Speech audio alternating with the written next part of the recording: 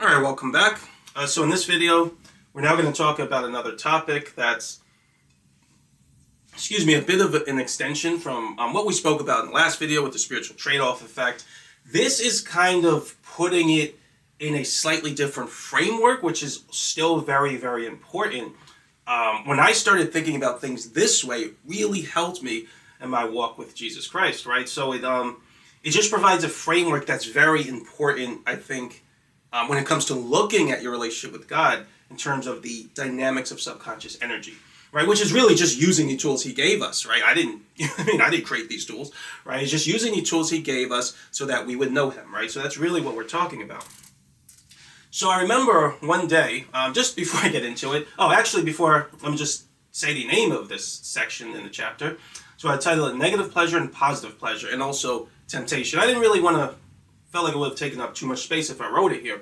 But we're going to talk about things that I call negative pleasure and positive pleasure and temptation, right? So this is really going to give us some insight into sort of how to think about things that feel good, and how it's going to really help us to understand more fundamentally, right, the nature of the human condition as it relates to our connection to God, right? So like I said, this really helped me really sort of walk in a way that I hope, right, is ideal and a reflection of my relationship with Jesus.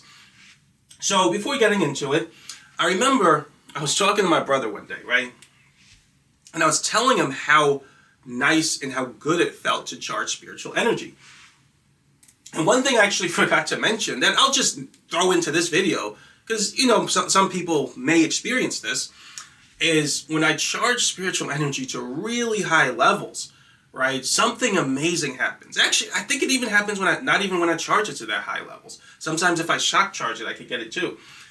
It'll feel like my spirit is singing, right, which is kind of strange, but that's the best way I could describe it, right? When I hold the intention, I focus on God or Jesus Christ, and I enter a transcendental state, and I express this sort of subconscious instinct, this subconscious action from subconscious instinct to connect to God and be one with God, right?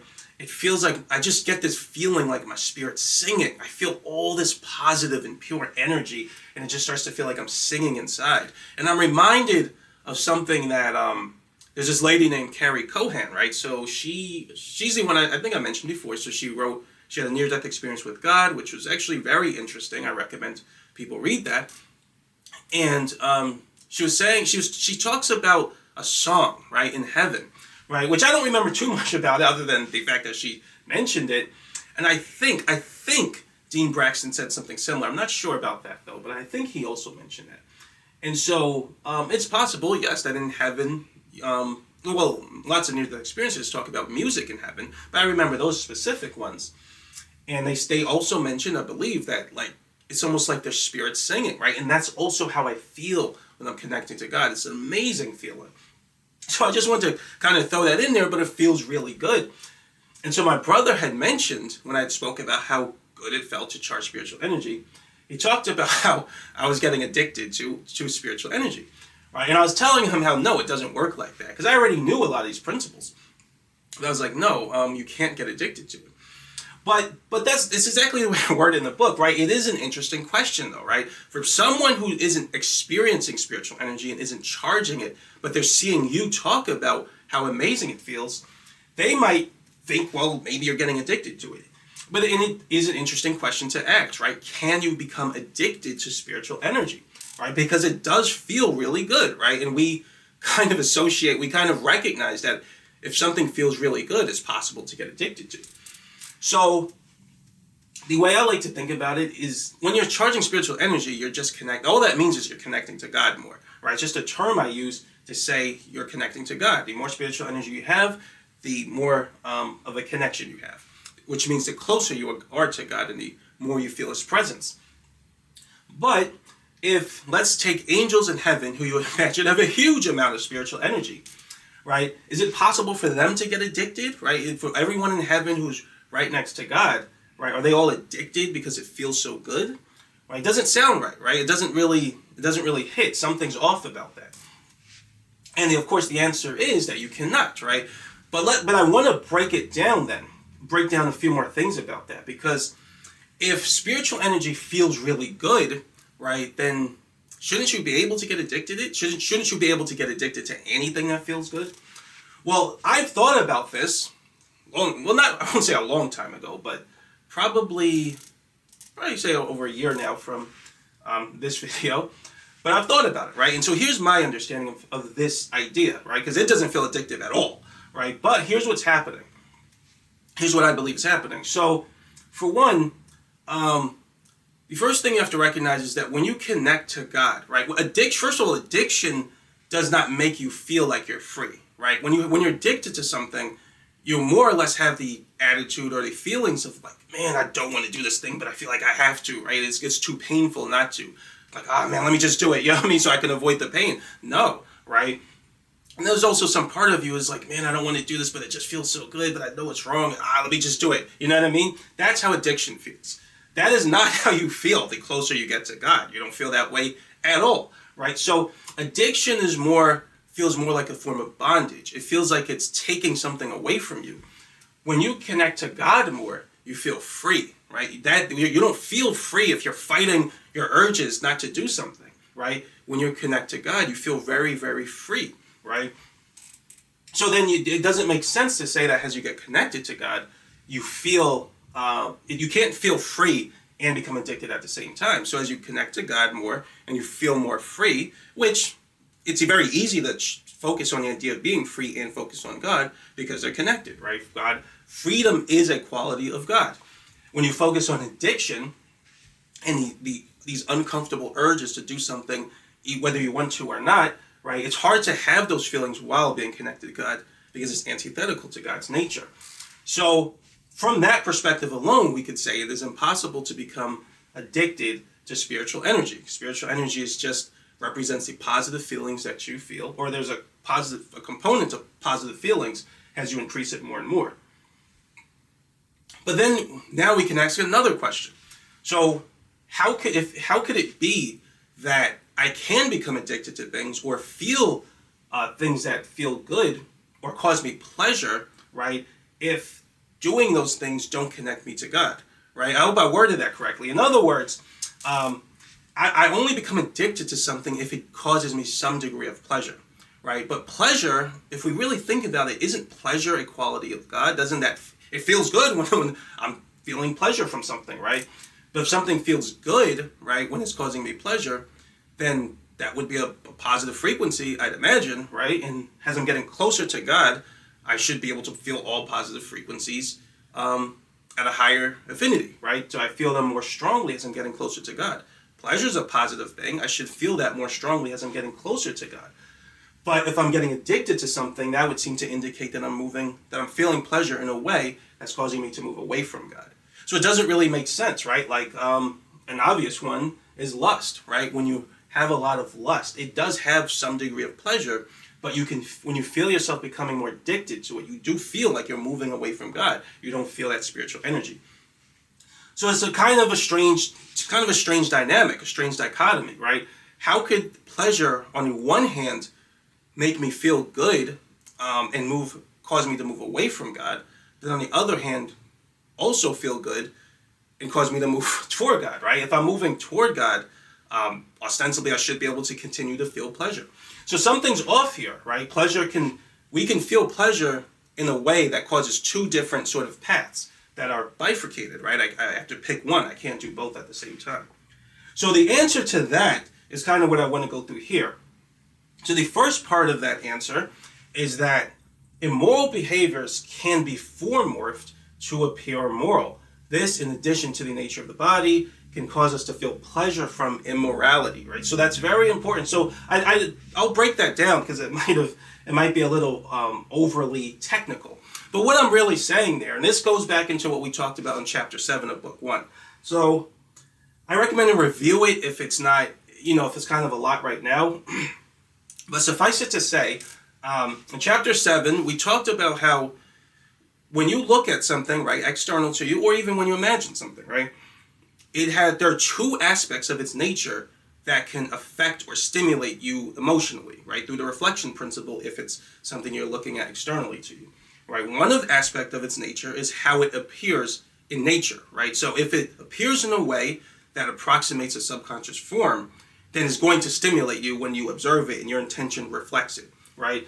The better the approximation, the more it's going to stimulate you to produce a form intention that causes you to produce a particular type of intention that causes your subconscious to switch to a certain frequency, the frequency associated with the form. The other parameter has to do with how your subconscious is already charged up and how it alters your perception to perceive the form, right? So we talked about how it's perfectly possible for something to look immoral or have the arrangement pattern of immorality, but I can just alter my perception to make it perceive it as something that's moral, right? So again, that's very technical and it's very abstract, but just to give an example, is revenge, right? So let's say that someone hurts me, right, and I want to get revenge on that person.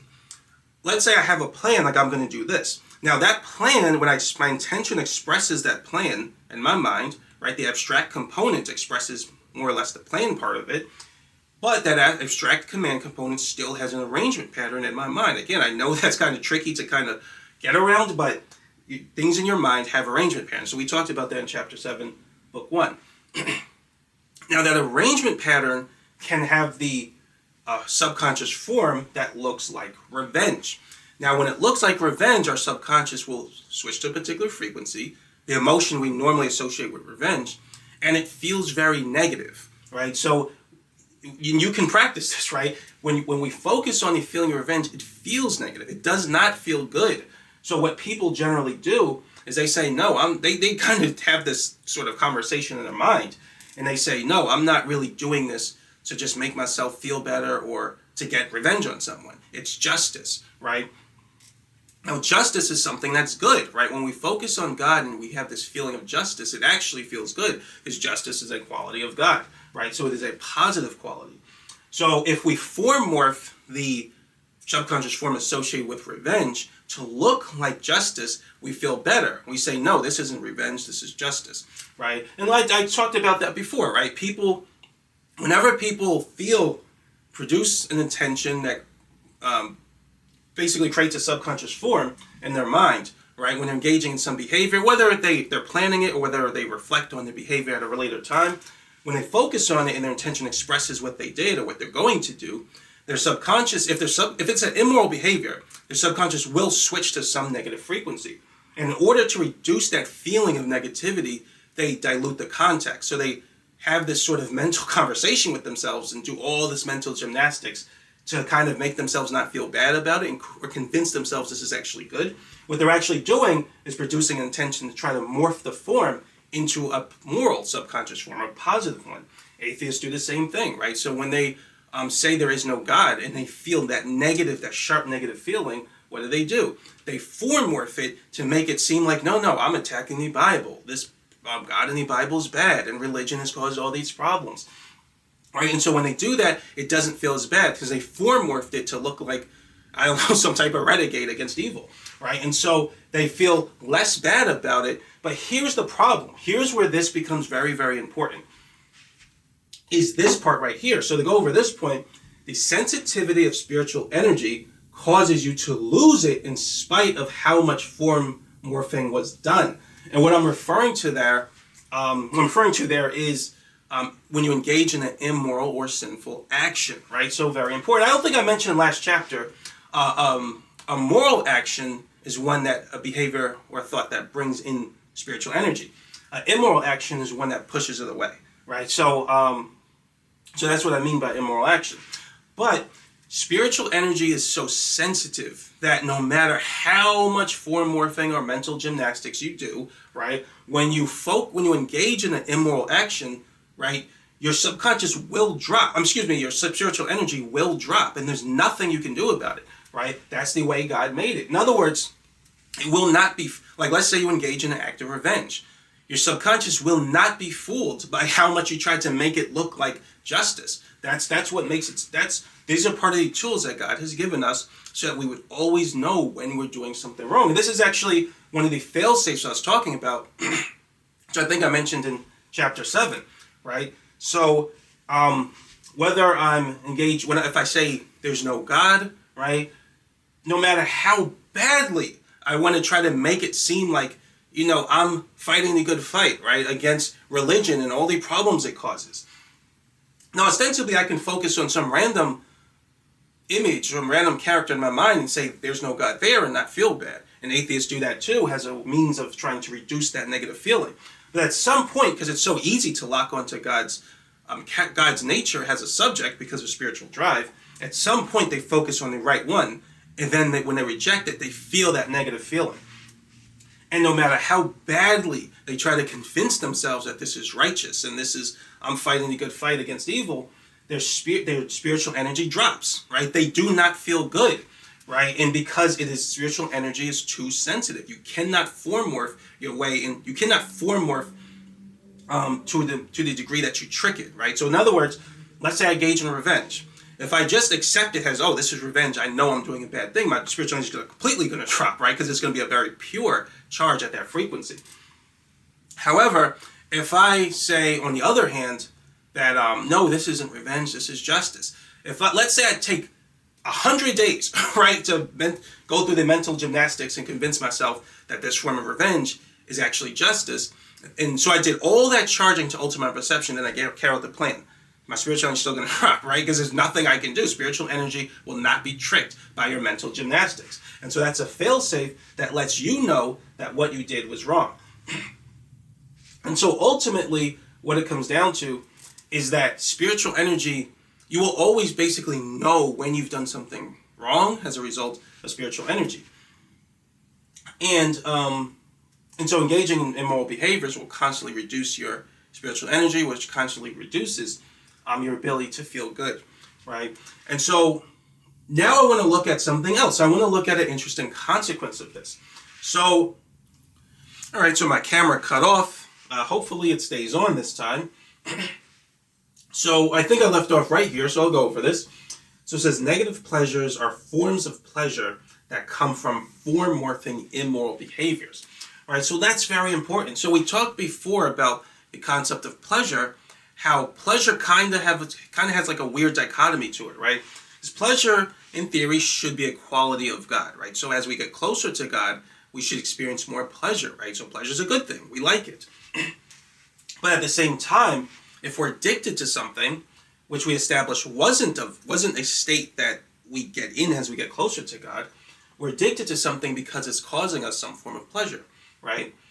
But in that case, experiencing more pleasure brings us away from God. So how can it be both, right? How can pleasure be a quality that we feel more of as we get to God, and also be a quality we experience as we move further away from God? So it has a bifurcated nature.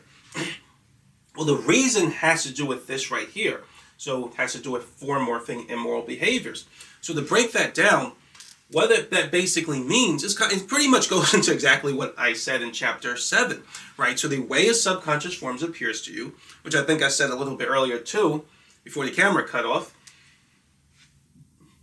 The way a subconscious form appears to you, right? Or the way something appears to you, the degree to which it looks like a subconscious form to you has to do with the way it's actually arranged, or the arrangement pattern, and the way you've adjusted your perception to see it, or what you've altered your perception to perceive it as, right?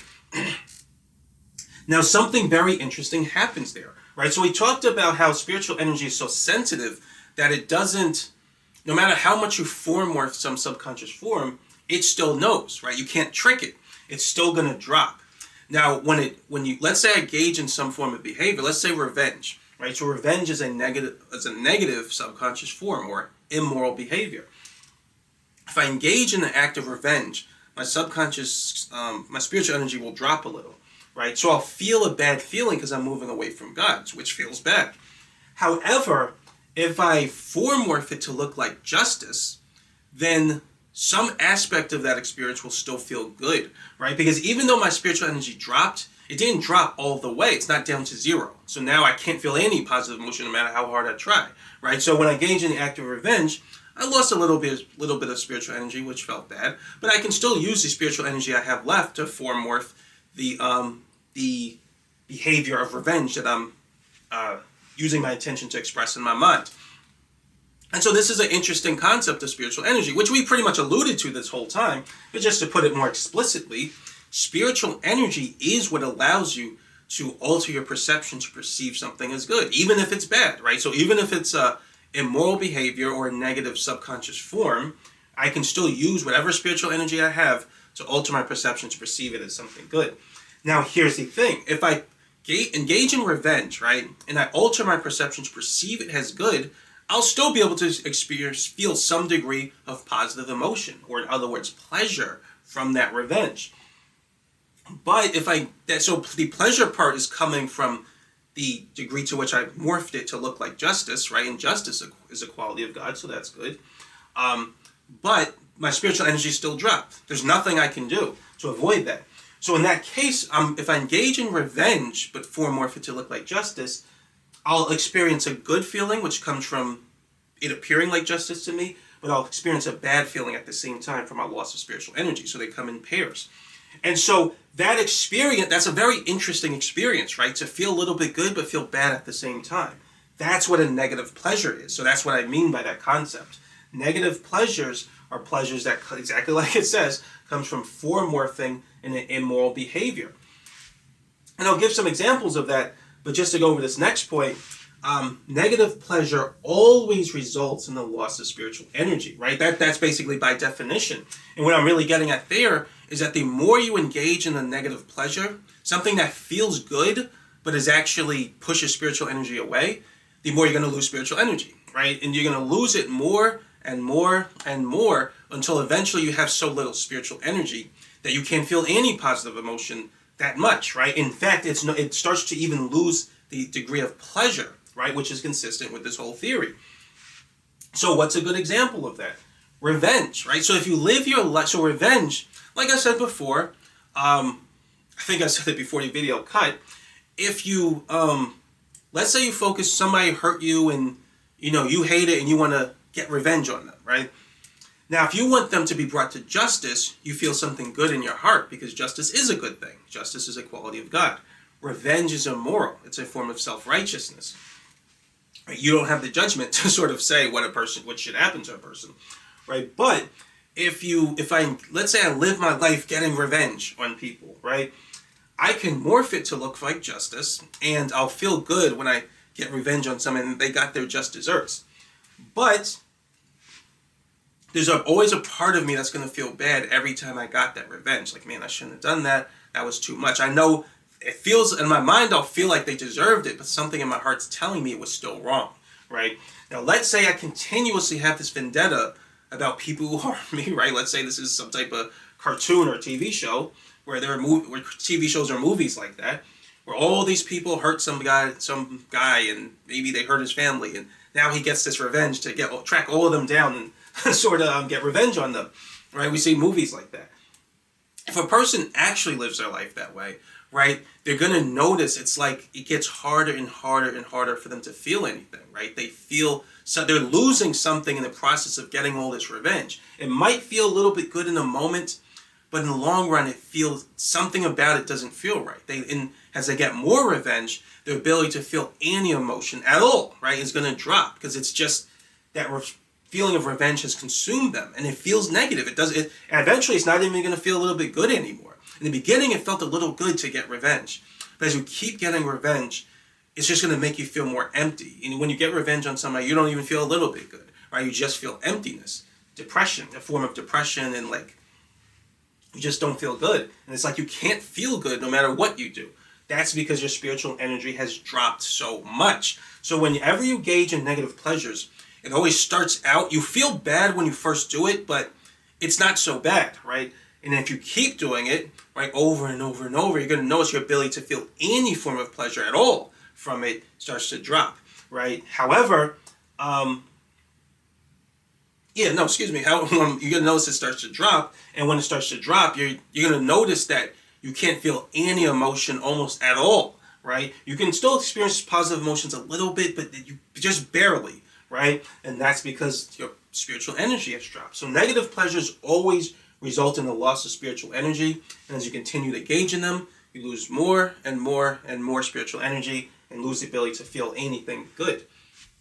Pride, the same way. So it's kind of almost like the 7 deadly sins, which I wasn't really planning for that, but that just kind of came out. but let's say a form of pride, right? So basically, there's a type of pride. There are different types of pride, but one of them is like racism, right? So let's say you feel like you're so much better than another race, right? And so you look down on them and think you're above them. Now, this type of pride can express itself in different ways, because I don't even really think there's anything wrong with intellectually thinking that you're better than someone, or that there are differences that you might favor. Like, I think I'm in a better position than animals, for example, right? But that doesn't feel bad. Racism is when you think you're better than someone and that you have more rights than them, right? You have more natural rights. You can sort of step on their rights because you're above them, right? So when you start to think that, that's a form of pride in yourself, and maybe you could say in your group, that says that you have the right to sort of step on this person because you're above them, right? And that feeling, you might feel good when you feel that way, right? You might feel like, yeah, I'm in the upper class, so I'm in the upper echelon. But the more you feel it and express those thoughts and accept them, it's going to hurt you because you're going to lose spiritual energy. And the more you feel it, and especially the more you act in those feelings, act out those feelings, that feeling of pleasure that you got from that sense of being above others is gonna weaken, right? It's gonna weaken more and more and more because you're losing spiritual energy. And eventually, you're gonna be so consumed by that that form of pride, which eventually just turns into hatred, and you're gonna be so consumed by it that you can only feel that hatred and those racist, prideful feelings. And it's going to make it harder for you to feel any type of goodness, right? Any form of positive emotion. And you notice that with a lot of racist people, as they become more consumed by their racism, they just become overall unpleasant people, angry. Other negative emotions start to come in. It's like they can't feel anything good. That's because they lost so much spiritual energy. Same thing with cult leaders, right? So I was trying to find out what a good word was for the sin of cult leaders. I couldn't really think of one. I just really feels like pride, right? So these are people who have a huge amount of hubris, right? Pride in the form of hubris. They want other people to focus on them and acknowledge them, right? So they're still standing above others. They feel that pride, like I'm better than you, right? This is like really bad, right? Because a lot of them they don't direct focus to God or Jesus Christ, right? They say, no, don't focus on them, focus on me. I'm the superior one here. Like, I'm above you guys. You guys need to listen to me, right? And when people do that, for the cult leaders, they feel a sense of pleasure, right? They feel, oh, like I am the man, right? So they feel that pride gives them a sense of negative pleasure. But as they engage in that more and more and more and act on those feelings, they lose more spiritual energy. This is why it's so important, like, to understand these principles. People who act this way, all of this is happening. It might seem obvious, right, if me explaining it this way, but people still do it. I don't really know why. I've done it with this guy, but not other things. But I don't know, it's just the human condition. Even cult leaders who feel this loss of spiritual energy, so they feel more and more and more negative, right? That sense of pride and hubris is consuming them, and they know it's wrong because it doesn't feel good. But they still act on it for whatever reason. And that's why a lot of times they'll get more and more and more extreme, because it doesn't feel good anymore to them. And they can't feel anything good no matter how hard they try, right? Because their spiritual energy has dropped so much. So it's at first that negative pleasure was, you can maybe say, euphoric or intoxicating. As it dropped more and more and more, they can barely feel anything. All they feel are negative emotions. They feel far away from God. They may not call it that on a conscious level, but in their heart they know they're far away from God. And so, like I said, a lot of times they just get more extreme in the search of trying to feel anything, but they don't want to give up the power that, in their mind that they got from being a cult leader. So another one, which a lot of people know about, is lust, right? So lust is in our subconscious, right? When we engage in sexual activity and we think about certain parts of our body, we have an inner knowing that there's a certain sacredness to them, right? There's there's almost certain type of rules to them where we can engage with others, with them, interacting in that way, right? There's an inner knowing of how to interact in those ways, in a way that's still holy, right? And we recognize that by the fact that when we do it in a way that feels holy, right, we love the other person, right? And romantic love is a precursor to those types of feelings. But we love the person, we respect them, and we just feel a sense of goodness and of trust with them. They trust us. So it's meant to be a holy union, right? And like I got a little bit into before, marriage is supposed to be a kind of holy ritual where you bring the presence of God to both parties, and that creates a kind of union, almost like a binding effect metaphysically, which we'll talk a little more about those concepts in chapter 10. And then it helps to sort of purify the spirit that's born in the child that you guys create. So it's a very sort of holy union. In your heart, when you sort of engage in those activities and treat your body parts in certain ways that go outside of the sort of the arrangement pattern, I'll say, that God has assigned to that act, then you feel, you're going to feel more negative, right? So your spiritual energy drops. So you feel negative. However, especially because this one's associated with the body, you're still going to feel a form of pleasure from it coming from your body. You're still going to feel good coming from your body and from form morphing. However, the loss of spiritual energy is going to make it so that the more you engage in sexual behaviors and lust, you're going to feel less and less and less and less good, right? And over time, when you engage in it, it's like you can't feel anything, and you just feel consumed by the lust, right? And it feels like a form of addiction. And it's like you can't feel, like I said, you can't feel almost any type of positive emotion. You just feel consumed by the lust. All right, and I'm sure this one is very common in modern society, so a lot of people probably have had experience with that, men and women. And you especially see it with chicks, right? Men, it's more with pornography. With girls, they may go through a phase where they're constantly sleeping around, and you will hear them say it. They just feel empty. They feel nothing, right? That's coming from the loss of spiritual energy. You cannot engage in those acts in a way that is outside of what the rules God has assigned to it and still feel good. You won't, right? Because you will lose spiritual energy. However, when you do it the proper way, which we have an inner knowing of what that is, right? Because when we do it right, we don't feel that loss of spiritual energy, which is generally in marriage with someone you love. But even in marriage, right? This is pretty rare, but there are some I found it's crazy, right? I don't know how people come to this conclusion. But I think I've read somewhere where some people think that a wife doesn't have the right to say no to you in marriage, and that you can't, I'll just say the R word, your wife in marriage. That's nonsense. That's absurd, right? If you do that, you will absolutely feel the loss of spiritual energy. So even in marriage, it still requires respect of your wife or the spouse. You have to respect their body, love them, and feel a sense of union with them. And when you do, and you engage in that act, right, it'll feel good. It'll feel holy, right? It feels right. Right? But like I was saying before, if you supercharge that sexual energy over and over and over again, then it is going to be harder to charge spiritual energy, even if it's not sinful. That's just a unique quality that I've noticed to sexual energy. Same thing with greed, right? So if you're very greedy, right? If you want to keep let's say you're a robber baron or someone like that, and you keep stealing from the people, right? Or you're even a plutocrat. Well, we're going to talk about we're going to talk a little bit about government and things like that in chapter 5. Excuse me, but let's say that you're a rich person, a robber baron, you constantly steal from the people, right? So that you can have more than you need, more than enough, right?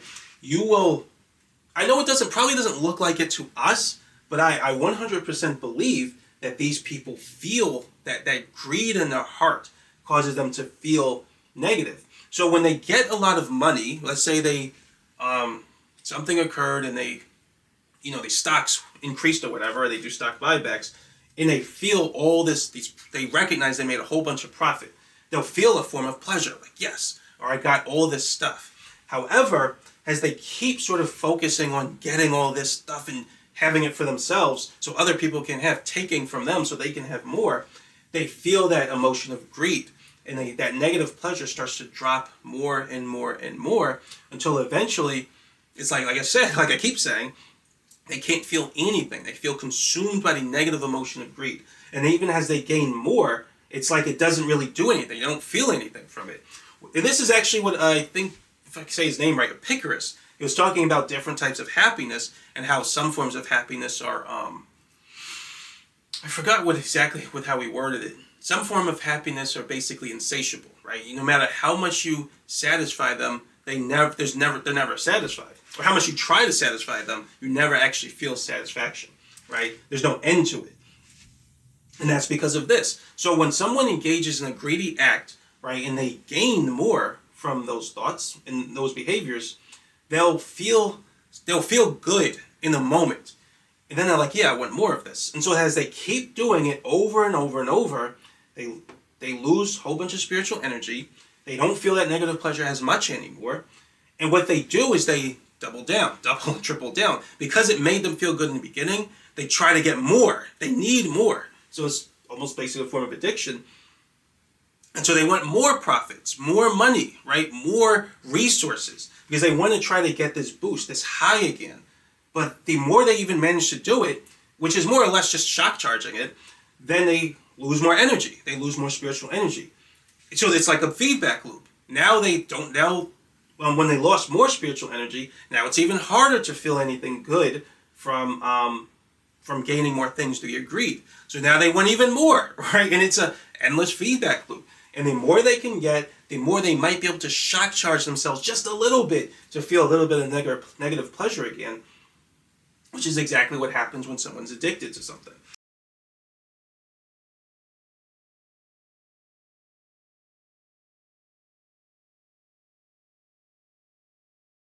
So I forgot to mention, addiction isn't just a physical state. I know we think that. Actually, I do talk about that in this point, which I'll get to that in a minute. But then the last one is deception. So that's basically what I really was going for there. What I was really going for there was lying, right? So when you lie to people, if you lie and then you get ahead, right? Ostensibly, it looks like you got ahead or you gained something. You feel like good, like yes, I got something out of it, or I got out of something, right? By lying. So you feel a form of negative pleasure, but some part of you feels bad. I shouldn't have lied, right? But let's say you gain something and like, I'm going to keep doing this. And this happens with habitual liars, right?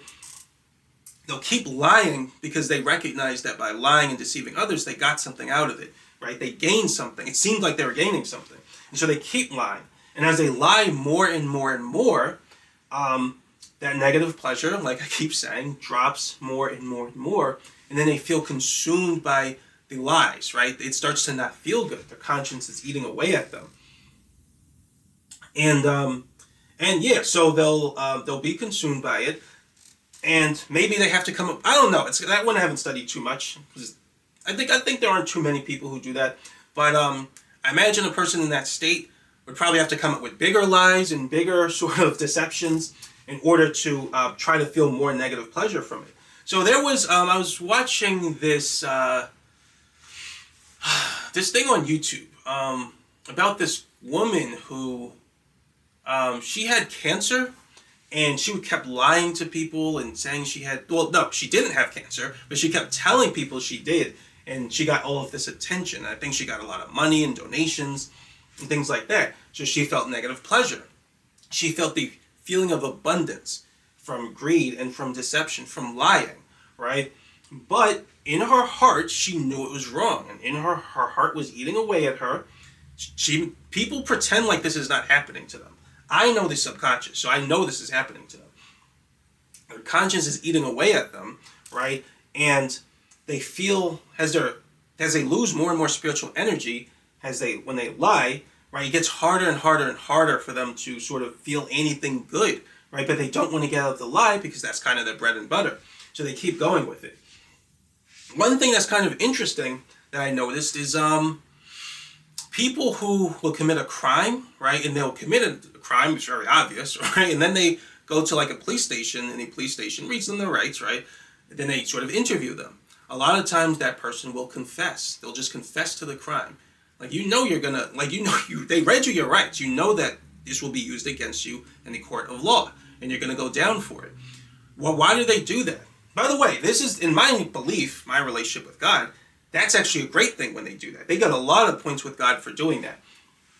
What happens is that when they engage in a negative act, right, they feel bad for it. Or it could also happen if they just lie a lot, right? Their conscience is eating away at them. And so what happens is they feel the need to tell the truth, right? Their spiritual drive is causing them to behave in the likeness of Jesus by telling the truth, even if there are consequences to it. So we actually talked about that in the last video for the spiritual trade-off effect. Character is the capacity to do the right thing even when it's hard to, right? So and we all make mistakes. So when someone makes a mistake and they're about to go down, they could lie and, prevaricate and things like that and sort of try to get out of the crime and sort of get their freedom back. But they feel the need to tell the truth despite the consequences, right? Because that's behaving in the likeness of Jesus, right? So their subconscious will always sort of compel them to tell the truth despite the consequences. At least the spiritual aspect of their subconscious, which is spiritual drive. So that's why I just wanted to mention that. That's why they do that. Like I said, when they tell the truth and they're just like, hey, lock me up, I just want to confess. And I can tell you in God's eyes, at least I believe, that's a wonderful thing when they do that. But yeah, I guess I didn't really have to go into all those examples over and over. But I just wanted to sort of make sense of it. Oh yeah, for the last thing I want to mention about pride is atheists, right? And like I said, I don't mean to keep going to atheists, but this is something I 100% believe happens when they continuously go into their atheism. And like I said, I'm sure there are examples of people who have left atheism who will tell you, yeah, this happened to them. There's just the ones who don't want to admit it. When they reject God, right, they move their attention around to not be on the actual God. But as soon as they focus on the actual God and they feel that spike in purity and they reject it, they feel bad about it, right? And the more that they do, well, they pretty much, I imagine they always just take their attention off the actual God so that they don't feel as bad. But I imagine, even still, when they feel all these negative emotions that come from rejecting God. And so eventually that can get so powerful that it's like they don't feel much positive emotions at all. Which is, like I said, I have never seen an atheist that I thought was just this walking with this brimming spirit of love and generosity and gratitude, right? They always kind of have this kind of flat, almost negative, sort of stoic, not even really stoic, like almost depressed, non-emotional type of attitude to them. And that's because of the drop in spiritual energy. And they'll say that, they'll make up a million excuses about, psychology and things going on in their life and how they have to go to the psychologist for help and all this. We'll talk a little more about that actually in chapter 5. But they'll always make it about some type of materialist type of problem that can be solved with psychologists, or for some reason they accept that form of semi-empirical science. And they'll also focus on drugs and something. It's just, it can never be God is the end. They'll take anything else except God. But when they feel that loss of spiritual energy, they put it on everything else, right? But some atheists will correctly do it. They relinquish their pride, right? So they sort of give it up, and then they just come to God, and they notice they feel better, right? They can't explain it a lot of times. Sometimes they'll just read the Bible or whatever, and they feel it. They don't know why they feel it. They don't know how. They just know they feel better when they come to God. It's because they're trying too hard to understand God's nature through their own understanding, which is exactly what the Bible says not to do. But they notice when they stop trying to understand it through their own sort of intellectuality or intellectualism, they just feel better. And that's because getting rid of that pride allowed them to move more toward God or focus on Him or accept Him more. So now we're going to talk a little bit about the nature of temptation, right? Because that's a very important aspect of the human condition. So negative pleasures cause subconscious paths associated with temptation to charge. So I want to talk about, when we talk about the nature of temptation, it's actually more useful to use path formalism. I think I said I wasn't really going to use it for anything in the book 1, but this is one place where I think it's useful to use path formalism. You don't have to, but you can make it a little more accurate using path formalism. So what is temptation, right? What do we mean when we're talking about that? Well, temptation is actually a feeling. You could call it a frequency, subconscious frequency. It's a subconscious frequency associated with the desire for a negative pleasure, right? So when you feel a negative pleasure, let's say lust, it feels good at first, right? So it feels good and you like it. So you produce intention that says you want more of it. Now, remember what I said about the intention of wanting something. You can want something in a negative way, which is a feeling of yearning and needing something, and you can want it in a positive way, which is a feeling of ambition. You feel determined to get something, and it's a proactive feeling. I've noticed with negative pleasures, right? So let's say lust, when you hold an intention that you desire it, your spiritual energy drops right. Well, I don't know that it drops just from thinking it, but it drops when you do it, right? So if you hold the intention to focus on that pleasure and chase it, right, your spiritual energy will basically start to move away. And the feeling of pleasure, right, is itself, the memory of it and the feeling of it is associated with the drop of spiritual energy. That's where the negative part comes from. But you still want it. So basically my analysis here is that the type of wanting you will have when you desire a negative pleasure, it's basically a negative form of wanting. But also it forms a subconscious path as well. So let's say that I want something like lust. Or let's say I want something that's a negative pleasure. I produce the intention, and then I take the action to go seek it out, and then I engage with that negative pleasure. And then when I'm done, I feel negative pleasure. I feel good. So what actually happens is a subconscious path will form every single time you do it. And so the more you give into a negative pleasure, it starts with the want, and then that want sort of causes you, basically a negative path charges in your short-term memory each time you give into a negative pleasure. So now when you think on the first subject of that path, which is the idea of the negative pleasure, let's say it's watching adult titles. As soon as you think of the adult title, which is the first subject within the subconscious path, you now feel an urge to follow the path. So you feel an urge to seek out the adult title. And then when you give into that urge, right, eventually somewhere in the subconscious path, you could probably say at the end of the path, is actually engaging with the adult title. As you do that more and more and more and more, the subconscious path charges more and more and more and more, right? So it becomes a very strong urge. And that urge is negative, right? So it's a negative form of wanting. It's a feeling of yearning, needing, right?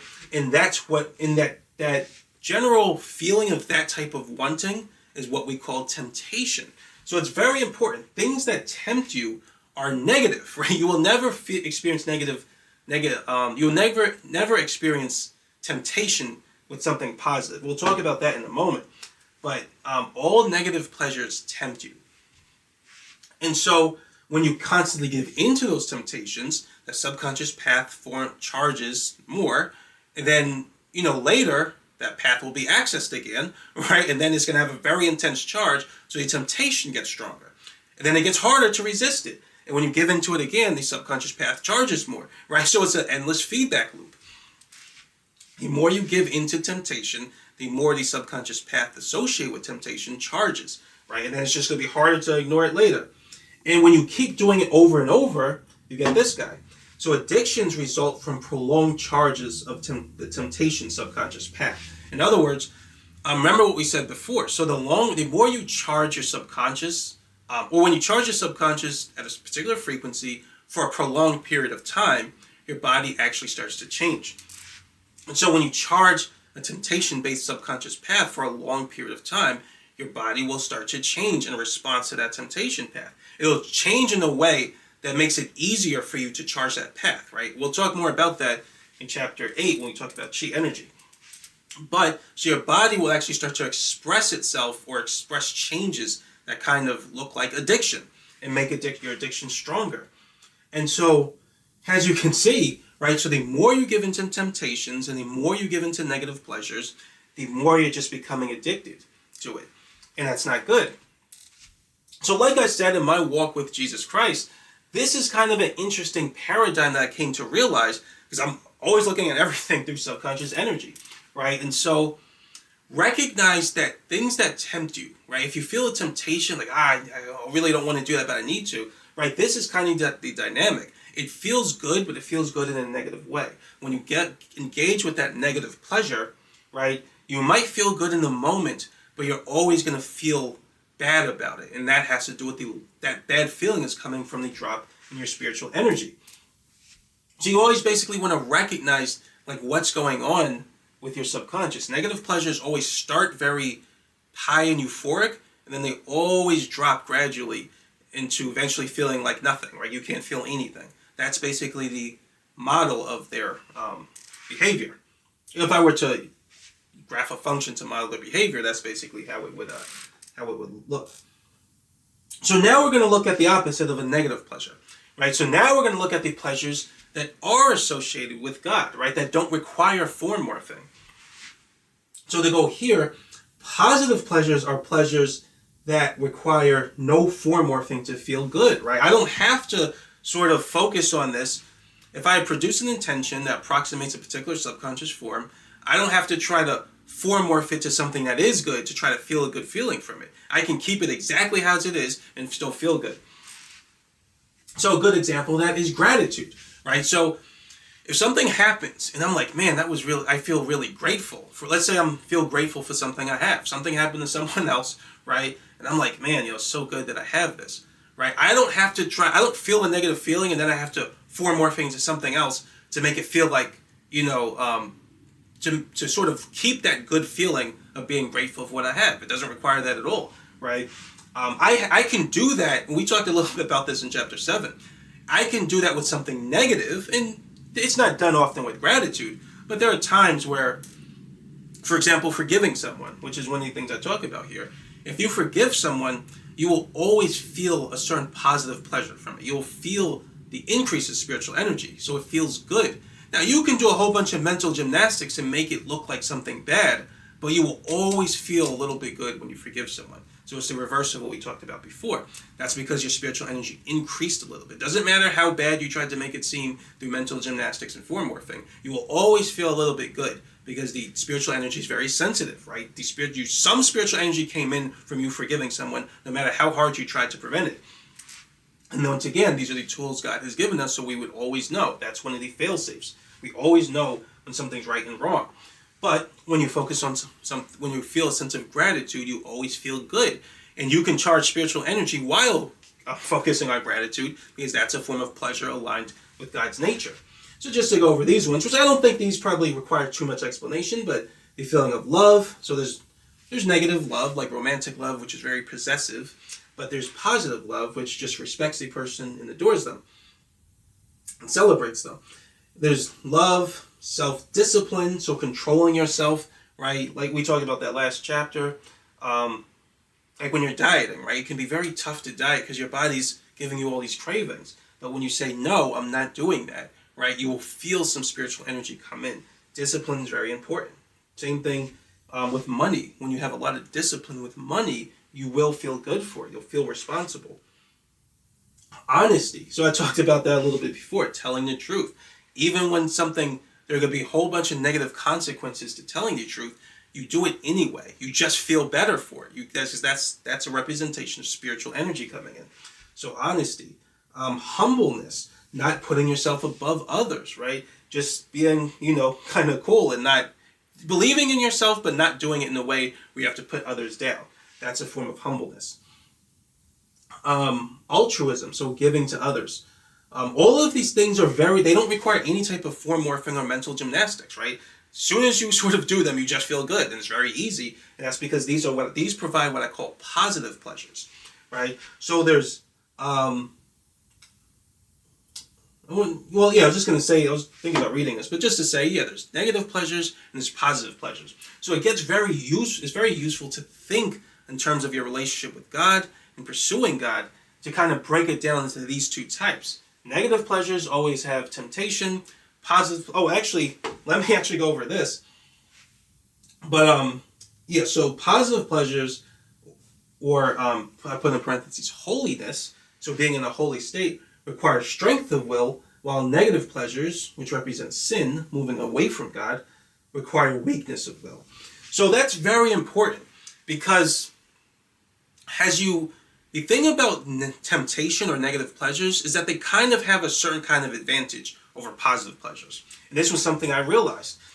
Negative pleasures, when they charge, right, when you focus on something and you keep giving into a negative pleasure, and the subconscious path charges more and more, what happens is your subconscious gets very, very volatile, right, at the thought of the thing that, causes you negative pleasure. So let's say it's lust, right? And you focus on adult titles, your subconscious gets super volatile, and you'll feel all this urge to move along the subconscious path, which just means seeking out the thing that causes you to sort of satisfy that urge temporarily. And when you do that, that feeling of wanting, that feeling of temptation, what actually happens is it weakens your will, right? You feel it feels so hard to choose against it. And I know I said before that compulsions sort of they have an effect on the conscious mind that makes certain decisions easy to make and certain decisions hard. So technically every compulsion kind of affects your will.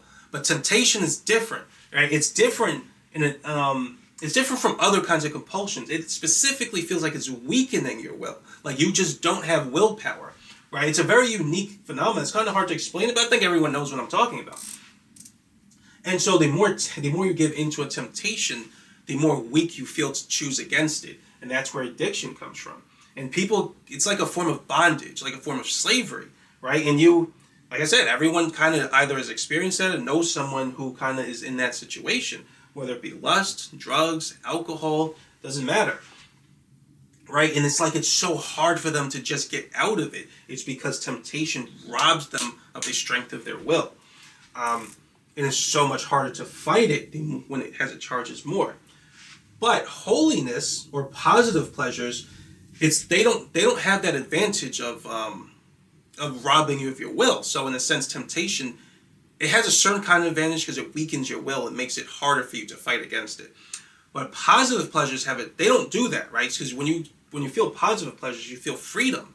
And so I always say positive pleasures can't become addictive. I can never just continuously give gratitude in a way that makes me addicted. Oh man, I want to give gratitude, but I kind of have to, right? Like, no, that never happens. You feel freedom when you give gratitude. You feel freedom in self-discipline, freedom in honesty. You never feel addicted to honesty. Like, oh man, I don't want to tell the truth, but let me just give into it. Like, oh, that felt so good. You know what I mean? And it's like, oh man, I'm going to feel that need to tell the truth later. Like, that doesn't happen. You cannot get addicted to positive pleasures. They feel good, but you always feel freedom in them. It's something that happens that's the opposite of temptation, right? So all compulsions affect your will to a degree, but positive pleasures and negative pleasures affect them in a different kind of way. It's kind of hard to describe, but like I said, I'm sure everyone's had experience with them. You always feel more free when you engage in positive pleasures, and negative pleasures always make you feel more robbed of your free will. So what reason would you ever have to choose a positive pleasure over the negative pleasure if the negative pleasure weakens you of your will and almost makes you a slave to it? Positive pleasures don't make you a slave to them. So it's like you would just go with the negative pleasure then, especially if you're already addicted. Well, there's one thing that positive pleasure has that gives it the advantage over negative pleasures.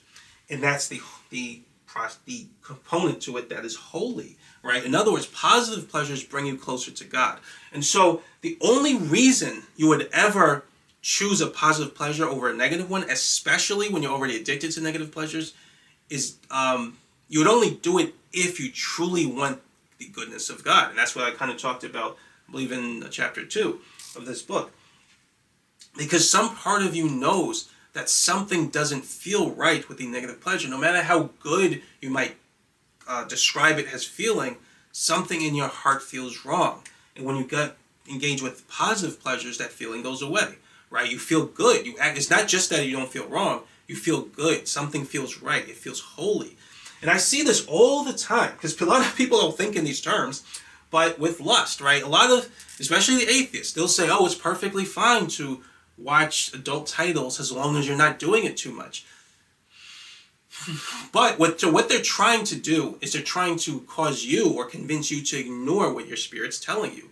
They're saying, oh, they feel the same things their spirit tells them. They just pretend like it's not there, which is what they always do with everything related to God and supernatural things, which is what I always say. It's why I say their beliefs are fundamentally anti-scientific, right? It's full of fallacies and holes. But in your spirit, when you engage in watching adult titles, so in lust, even if it's once a month, you feel bad. Something in your heart tells you this is wrong. You don't know why it's there. You don't know how it's there, but you don't even know for sure kind of why you're feeling it. You don't know for sure if you're interpreting it properly. You just know in your heart it feels wrong, and there's nothing you can do about it.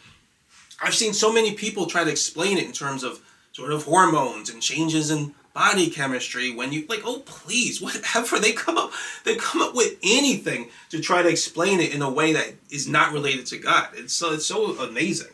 It's like when you do it right with your wife, right, you don't feel that at all. Why? Right? Shouldn't you still feel it even then? At least I've never felt it. I did it with a girl that I was in love with. So the reason where that comes from is your spirit telling you right from wrong, right? You don't, even if you don't understand it, you feel it. And this is what in spiritual drive is what drives people to sort of stop watching adult titles, despite how easy it is to access, despite how logical it seems to engage with it, right? There's nothing you can do to do it in a way where you don't feel that something in your spirit telling you it's wrong. And only when you stop can you get rid of that feeling, right? That's spiritual drive moving you toward God. So listen to your heart. Don't listen to atheists. They're not even in your mind, right? And nor am I. But like I said, unlike them, I actually have a theory that makes predictions that lines up with people's experiences. I don't just deny everything in order to learn more about it. But ultimately, that's where it's coming from. And to go to this next point, having a relationship with God means regularly resisting temptation for the rest of your natural life. So this is something I thought was also important to say. We'll talk more about the relationship component with God next chapter, but this was one I wanted to talk about now. Because like I said, this really helps me in my walk with Jesus Christ, right?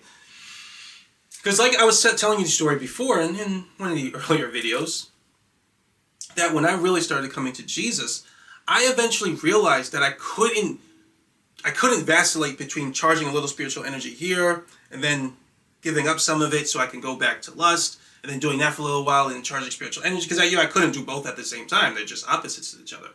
And so then I would go back and forth. Like, no, right? I know that I'm a hypocrite. But he charges spiritual energy, alters my perception to have a better understanding of right and wrong. And that increased perception allowed me to immediately see that I'm a hypocrite, right? If I continue to do that, I'm just a hypocrite. Right? I don't really want a relationship with God if I'm doing that. But I do want a relationship with God. And so I knew that I had to pick one, right? So I'm like, you know what? Let me not give in to temptation. Let me just sort of avoid doing that for the rest of my life so I can focus only on Jesus, right? In allowing him and the Holy Spirit to sort of guide me. So we all can sort of follow the will of God the Father. And when I did that, I noticed temptation coming in, right? So now I'm tempted. Those subconscious paths are still charged, are highly volatile. So as I stopped doing it for a while, certainly there are changes in your body which kind of start to charge that energy more. Because like I said, your body went through a prolonged change where it's now also showing symptoms of addiction. You will feel highly tempted, right? And what I've noticed a lot of people think, they kind of have this idea that if they just overcome some temptation, even for like maybe just a week or something, they're like, yes, I'm perfectly done. I'm done for the rest of them. They have this idea that they're done for the rest of their life and they never have to fight temptation again. It's gone. That's not a thing, right? Having a relationship with God means you have to fight temptation forever. Well, not forever, but for the rest of your life, right? It doesn't go away, right? There is no point you can reach where you've officially beat temptation and now you don't have to worry. Like, no, that's not a thing, right? You will have to fight temptation your whole life. This is part of what it means to walk in your relationship with Jesus. People, that's not talked about in the church enough, right? People, there's too much of an attitude, right? In Christians, right? But in the world in general, but mostly it's Christians that would probably care about it, in my opinion. There's too much of an attitude, or at least Christians who are trying to come to Christ, not the lukewarm Christians, which we'll talk about them probably next chapter. But the people who are really trying to come to Christ, right? There's too much of an attitude that, like, you know, it's okay to give into temptation enough. There's not enough sort of, what's the word I want to use? There's not enough of an ideology in the Christian community about the importance of fighting temptation, right? It's a huge part. It's a huge impediment to your relationship with God. There should be way more talks about it, but it's not talked about enough. And so a lot of people, they'll go to Jesus and they'll seek him, but when a temptation gets strong enough, right, they've beaten it for, let's say, even 2 months, right? They've beaten all those temptations. They're like, yeah, I'm good. They think they've earned something now that they've beaten it for 2 months and they're in good favor. So, well, now it's okay if I give in to temptation a little bit. After all, I overcame it for 2 months. You know how hard that was? It's okay if I do it a little bit. No, right? No, because that still makes you a hypocrite. Like I said, we'll talk a little more about that, the relation, because that has to do with the relationship with God components. So that's not super related to spiritual energy, but no, right? You cannot. It doesn't matter if you avoid it for 5 years, right? If you truly want a relationship with Jesus, you will not do that. And so you will have to overcome temptation for the rest of your natural life. That is what it means to walk with Jesus Christ. And I was talking a little bit about that last video when I talked about the spiritual trade-off effect, right? When you give into temptation or some negative pleasure, right, you are trading the discomfort of overcoming temptation for the loss of spiritual energy. That's the same as choosing your own personal self-comfort over God, right? Because spiritual energy represents your connection to God, right? So if you choose the negative pleasure, you said, I'd rather have this than be close to God. Okay, that's, like I said, that's you choosing that over God. When you choose self-discipline, which is a positive pleasure, over the negative pleasure, that's the same as you choosing God over the temporary comfort you can get of the negative pleasure. So you, for the rest of your life, walking with Jesus Christ, and I should mention that I'm obviously talking to Christians, right? But this applies, I think this applies also to non-Christians. Like I said, I see the metaphysics, so I don't really see religion, right? So if you're not a Christian, as long as you're still focusing on the intention, the God intention, that's still God, right? As long as you're engaging with this behavior, you're still sort of walking in the sort of light of Jesus Christ. I'll explain that component a little bit more. That has to do with the nature and expression of truth, what I call truth. But still, I just recognize these things to be God and Jesus Christ, right? So people may have different words for it. They may not be aware of this dynamic on a conscious level in other religions. It is really the same thing. But yeah, so overcoming temptation is something you will do for the rest of your life, right? But it's not going to be always very difficult. And so I'm going to talk about something I learned, right? Because like I said, I knew of all these principles with the subconscious way back when.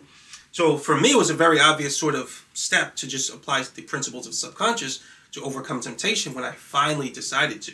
Because like I said, I was I'll just say it now, it's like a lot of people, right? So if I overcame temptation for a good amount of time, let's say even a month, I'm like, man, that was really hard. And then there'll be certain days where maybe I'm so stressed and I'm like, well, I overcame temptation for this long, so it's okay if I give into it now. I mean, today, of all days, is a day God would understand. No, right? That is completely not how it works. You are a hypocrite if you do that. If you keep saying you want a relationship with God, and then there's some day that's so difficult that you think it's okay to do it, it makes you a hypocrite. Again, this is something I learned in my relationship with Jesus. And so, when I really came to Jesus, I'm like, no, I'm not doing that.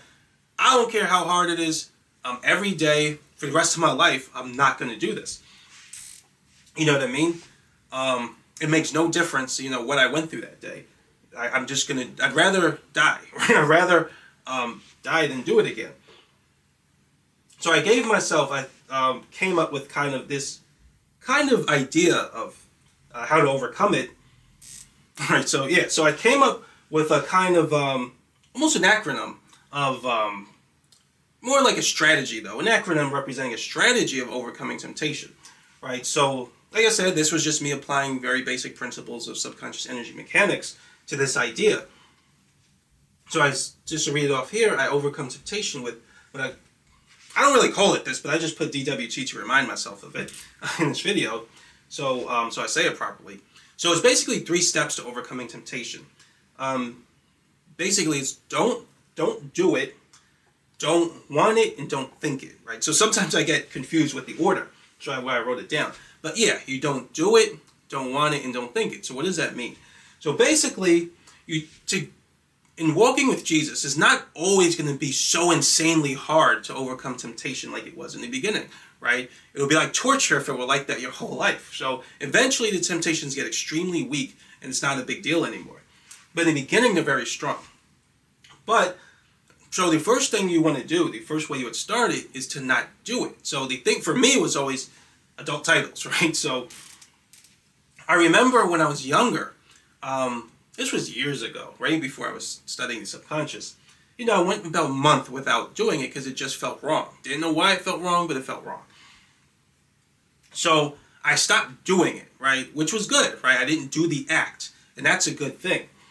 So that's the first step in overcoming temptation, obviously. Just not to do the thing that's tempting you so you don't have the negative pleasure. But the second part is what I learned from that experience is not to want it. So what I was doing wrong is I thought because I wasn't doing it, it was okay just to keep expressing the intention of wanting. I kept thinking, man, I really want to do this so badly, but nope, I'm not going to do it. But I kept telling myself over and over how badly I wanted to do it. And of course, what eventually happened is I did it, right? And you know why? It's because when you keep telling yourself how much you want it, right, your subconscious charges. It charges the feeling of wanting. All you're doing is charging the feeling of temptation. And if that feeling of temptation gets stronger and stronger and stronger and stronger, then it's going to be harder and harder and harder to avoid it. Eventually, at some point, it's going to just sort of weaken your willpower, and you're going to do it, right? So it's going to be, there's almost like this attrition type of behavior that's going on, right? If you just keep telling yourself how badly you want it, but it's okay because you're not doing it, then the temptation is going to wear you. It's going to wear you down, right? And eventually you get like, I'm just going to do it, right? Of course, right? You don't overcome temptation by not doing it, but increasing the power of temptation, right? That doesn't make sense, right? Eventually you're just going to give into it. So you have to not want it. You can't keep telling yourself you want to do this, right? You have to not do it and then tell yourself you don't want it, right? Say, no, I'm not doing this, right? I don't want it, I'm not. Even if your temptation because of the charge, when you're first stopping it, the charge doesn't say you do want it. No, produce intention anyway in the face of that compulsion that says you don't want it. And then eventually that's going to charge up where it says, where you say, no, I don't want it. And then the temptation charge is going to discharge. And then the last point is to don't think it, right? Once you've gotten to the point of not wanting it and the temptation starts to go away, don't even think about it. Because when you think about it, you may still sometimes think about it in terms of wanting it, and then the temptation charges up again. Excuse me, so you will perform what I called before to be a not statement. So that's chapter 12 of book 1. A not statement for the subconscious is just not thinking about it. No part of your attention, all 100% of it, no component of any of that 100% is on the idea of doing it, right? Or on the idea of what you want. You just stop thinking about it altogether. And when that happens, the energy associated with the subject of the negative pleasure completely dies down and goes away, right? And this was something I realized in overcoming lust, right? So now it's like I barely feel anything when it comes to lust because I follow those principles, which ultimately are just principles related to using the subconscious mind, the properties of the subconscious to not charge the temptation-based subconscious path. Right? Eventually I reach a point where I don't even focus on the subjects associated with that path, so it never has the chance to charge energy. And like we said, when it goes into a passive state, it just discharges, right? So that was, hopefully the video wasn't too long, but like I said, I thought this was a very interesting dynamic for me, and it really helped me to come to Jesus and sort of walk in I call it walking in the light of Jesus, right? That's just the term I use. But it really helped me to have a relationship with Jesus Christ and really not feel like a hypocrite in that relationship, which is what you want, right? Try to break down the experience of reality in terms of negative pleasures and positive pleasures. Have a sense of what excuse me. Have a sense of what your positive pleasures are and what negative pleasures are. So always recognize that negative pleasures will tempt you. Positive pleasures will not tempt you. They will make you feel free in your relationship with God. They'll make you feel closer to God. But the one advantage they have over negative pleasures, even though they're not tempting, they feel pure, right? Focus on positive pleasures. And as you gauge in positive pleasures more and more and more, you're actually going to feel closer to God, right? So I don't think I mentioned that before. If I continuously give gratitude and have this feeling of gratitude for things in my life, that's actually going to help to charge spiritual energy, especially when I focus on God and have gratitude. I forgot to even mention last video with moral behaviors. I can focus on the moral behavior in a way that's not necessarily focused on God, and I'll still charge spiritual energy. But when I focus on the moral behavior and the subject is God, like we said before, spiritual energy is very unique in terms of the main charging technique because you have to focus on God to charge it properly. I can't charge it, focus on anything else. But it's also possible to almost charge like a subconscious path for it, right? So in other words, I'm focusing on God while I'm engaging in the moral behavior, which causes positive pleasure. So if I'm focusing on God while engaging in that moral behavior, a subconscious path of spiritual energy charges. Which I actually didn't put that in the book, but now I'm thinking about that as a consequence. So in other words, when you focus, let's say I focus on Jesus, and I'm like, I want to do this thing for Jesus, right? I want to give money to the poor in the name of Jesus Christ. So I'm thinking of Jesus in my mind while I'm doing it.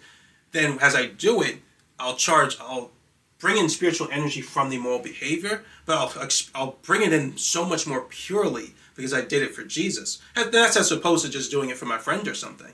When you do it for your friend, that's good too. I believe that also brings spiritual energy in because it's a positive pleasure. But when you do it for Jesus, you'll notice that it really brings spiritual energy in. Right? And so that's why what I was saying before about doing things on the behalf of Jesus Christ or the behalf of God. Right? You're going to feel it. It feels so good. Right? And all born again Christians know what I'm talking about. Right? Born again Christians, they discover this. There's nothing I'm saying that isn't new. Right? They may not. Born again Christians don't think about these probably in subconscious terms, but all of these things they would recognize. All right? Because they do it. Born again Christians are always thinking about what they can do on the behalf of Jesus Christ because of that positive feeling. It feels so good when you do it. And so they just get the hang of thinking about Jesus all the time or thinking about God all the time. And it feels good. It never feels addictive, right? It never gets negative. To some degree, negative memory might develop, but as long as you're doing it all the time, it's still going to charge, right? And so that's why born-again Christians are people who have a strong relationship with God. It's like God is all they think about. And by the way, that's natural. That is the natural order. A lot of people think that born-again Christians are kind of zealots or something. But when you look at them, they don't have that behavior. They don't look like they're addicted to anything. They don't look like they're trying to engage in some type of form of escapism. They don't look like something's off, which happens when a person engages with some type of negative pleasure. They might have anxiety or addiction or some type of obsessive compulsive disorder. People who have a strong relationship with Jesus and they do it with positive pleasure and spiritual energy, they don't look like that. They look perfectly happy, calm. They look like they're in a state of harmony, and they talk about Jesus all day. That is the natural state. That's natural, right? The unnatural state is not to focus on God all day, which is why people like that have so many problems, which is most people actually.